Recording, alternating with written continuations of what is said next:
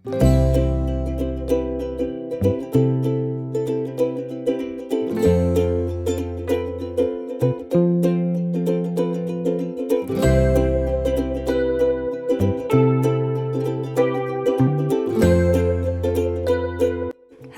And welcome back.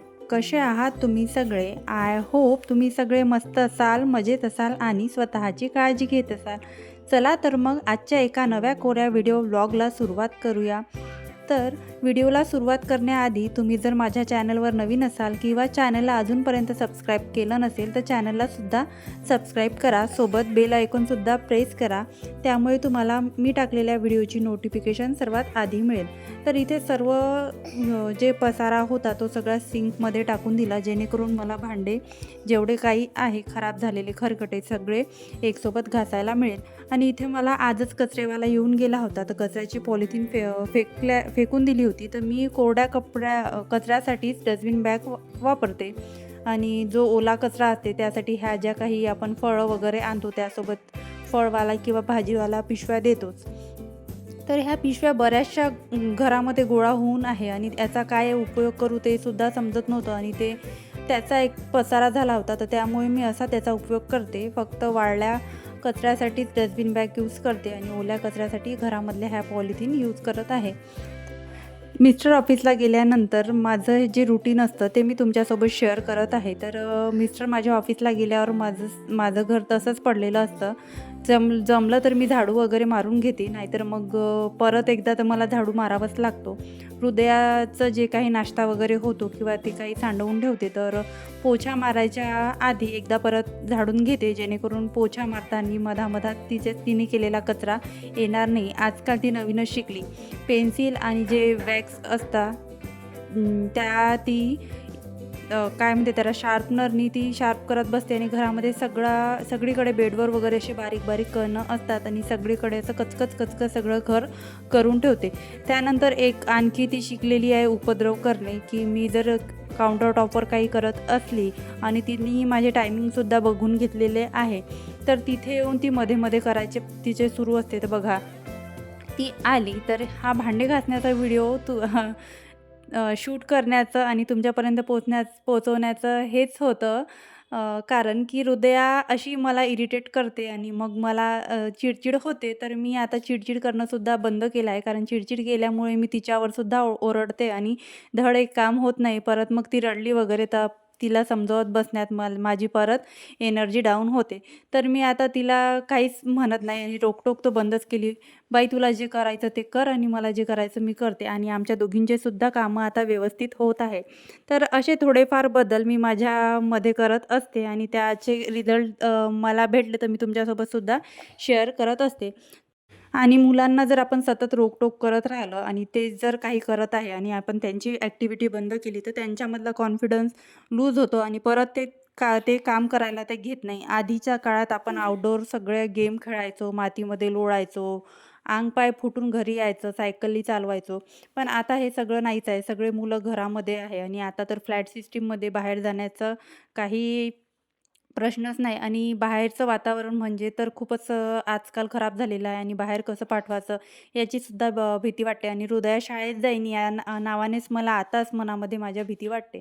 तर ह्या ज्या गोष्टी आहेत, तर याच कारणांमुळे मी हृदयाला जे ती करत आहे ती करू देते. म्हणजे तीसुद्धा तिच्या कामामध्ये बिझी राहते आणि ज्या कामामुळे ती अतिच पसारा करत असेल त्याच तेव्हाच मी तिला समजून सांगते. आणि आधी काय करायची, मी हृदया अशी जोरात तिला रागवायची आणि ती एकदम घाबरून जायची, की आता मम्मा आपल्याला मारेल किंवा ओरडेल. तर आता तसं न करता तिने कुंडीमधली माती वगैरे घरामध्ये हॉलमध्ये पसरवून ठेवली असेल, तर ती सगळी मी तिला समजून सांगते, "बघ, हे घाणेरडं झालं, तुझे हात घाणेरडे झाले आणि हे माती जर तू मातीचे हात तुझे झाले आणि माती पोटामध्ये जाते, मग तुझं पोट दुखते."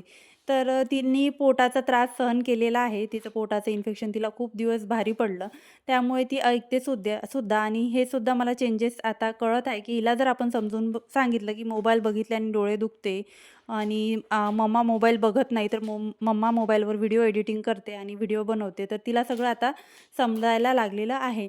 तर बघा आता पण तिचं मध्ये-मध्ये सुरू आहे. तर मला असं आधी वाटायचं, की अशी जर हृदया मध्ये-मध्ये करत असली, तर मी तुम्हाला माझं जे व्हिडिओ आहे आणि जे शूट करत आहे, ते तुमच्यापर्यंत पोहोचवू शकणार नाही. पण आता कालच मला कमेंट आली, की हृदयाला सुद्धा दाखवत जा आणि हृदयाचं काय रूटीन आहे ते सुद्धा दाखवत जा. तर मी आता हृदयाला सुद्धा थोडं घेते आणि तिचं काय सुरू असते, तिच्या ज्या ॲक्टिव्हिटी आहे आणि काय तिचं दिवसभर सुरू असते, माझं जेव्हा शूटिंग सुरू आहे, ते सुद्धा तुमच्याशी शेअर करत आहे. तर लहान मुलं घरात असले तर अशा प्रकारे आपला टाईमपास होतो. त्यांना थोडंसं बघावंसुद्धा लागतं. आपण त्यांच्याकडे दुर्लक्षसुद्धा करत नाही, की तिच्याकडे दुर्लक्ष केलं आणि मी माझं कामच करत आहे, असं नाही. कितीही तिच्याकडे दुर्लक्ष करते म्हटलं, खेळत आहे म्हटलं, तरी कसं अर्धं मन तिच्यातच असते, की तिकडे ती गॅलरीत तर जाणार नाही आणि मागे-मागे तिला खूप गॅलरीमध्ये अशी वाकून पाहायची सवय झाली होती. तर मला त्याचीसुद्धा भीती राहते आणि बाहेर जाऊन तिला बघितल्याशिवाय माझंसुद्धा मन हे समाधान मानत नाही. तर त्यानंतर सगळी किचन क्लीनिंग आम्ही दोघींनी आवरली. सर्वात जास्त काम तर आज हृदयानीच केलं. तुम्ही व्हिडिओमध्ये बघितलं असेल, तर आमची हृदया एवढी कामाची आहे. मला तर काही घरामध्ये कामच नसतं आणि त्यामुळे मला घरातल्या कामाचा मला ताण अजिबात येतच नाही.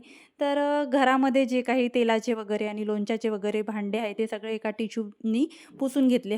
हवं तर तुम्ही घरामध्ये जे कापडं असतात जुने, आपले टी-शर्ट वगैरे असतात, ते जर तुम्ही कापून एका जागेवर त्याचे छोटे-छोटे तुकडे करून ठेवले आणि अशा क्लिनिंगला वापरले, ते सुद्धा तुम्ही रियूज करू शकता. तर अशा पद्धतीने आपण घरामध्ये कोणत्या गोष्टी कशा क्लीन करतो आणि कोणत्या कामाला किती वेळ देतो आणि कामानंतर हे एक काम झालं, की दुसरं काम कोणतं करतो यावर आपले कामं डिपेंड असते. तर किचन क्लीनिंग झाल्यानंतर माझं दुसरं काम जे असतं ते फ्रीजवर जो काही पसारा आहे रात्रीचा आणि आज सकाळी जो पसारा वरती ठेवला. कसं घरामध्ये लहान जर मुलं असले तर त्यांच्या धाकामुळे ते काही खाऊन घेईन आणि जे नाही त्या वस्तू मागतील, त्यामुळे लपून ठेवण्यासाठी अशा वरच्या जागा लहान मुलांच्या पॅरेंट्सला शोधाव्याच लागतात. तर बराचसा पसारा फ्रीजवरती असतो, तो सुद्धा एकदाचा उचलून घेणे. त्यानंतर तुम्ही बघू शकता हृदयाने खाली किती पसारा घातला आणि तिला जे काही खायला दिलं ते खाणं सोडून इकडचा पसारा तर वेगळाच. अ, ती काउंटर टॉप पुसायला आली आणि मध्ये-मध्ये तिचं ते सुरू होतं. मला काहीच करू देत नव्हती आणि तिचं सुरू होतं.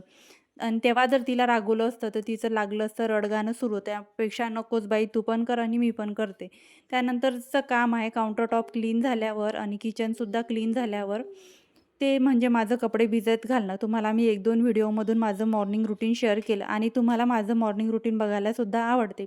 त्याचमुळे मी आणखीन एक मॉर्निंग रुटीन रिलेटेडच एक व्हिडिओ तुमच्यासोबत शेअर करत आहे.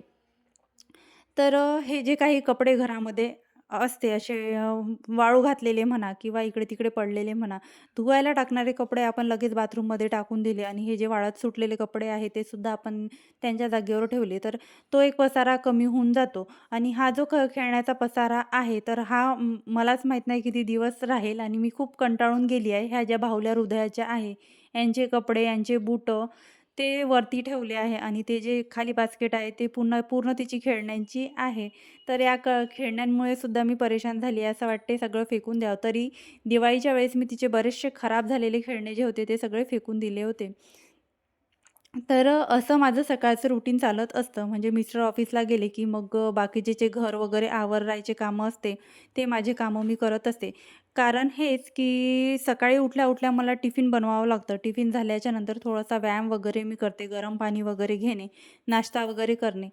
ह्या सगळ्या गोष्टी झाल्यानंतर मग घरामध्ये जो काही पसारा आहे आणि आवर आहे, किचनची वगैरे क्लीनिंग आहे. तर त्या सगळ्या गोष्टी आणि हृदयाला पण बघणे. तिचं कसं आहे, तिला आपण काही खायला दिलं, ती हाताने खाते. पण अशी बसून पूर्ण एका दमात खाऊन घेईन असं नाही. खाता-खाता इकडे जाईल, तिकडे जाईन. तर मग त्यापेक्षा मी काय करते, ते उघडं तसंच पडत राहण्यापेक्षा तिला चारत बसते. म्हणजे ती त्यामध्ये माझा अर्धा तास इझिली चालला जातो. तर अ, तो वेळ वेळ जातो. तर इकडे मग असं वाटते, की मग हृदया एकटेच आहे आणि तिचे कारभार वाढते आणि मग जास्तच मी कामामध्ये बिझी असली, तर हृदयासुद्धा बोर होते आणि तीसुद्धा मग तिचीसुद्धा किरकिर माझ्या मागे सुरू होते. तर आता हिला हृदयाला दिसली आहे विक्सची डब्बी. तिला सर्दी खोकला पण खूप आहे आणि काल तर तिचा कान खूप दुखत होता. तर तिला कालच मी डॉक्टरांकडून आणलं.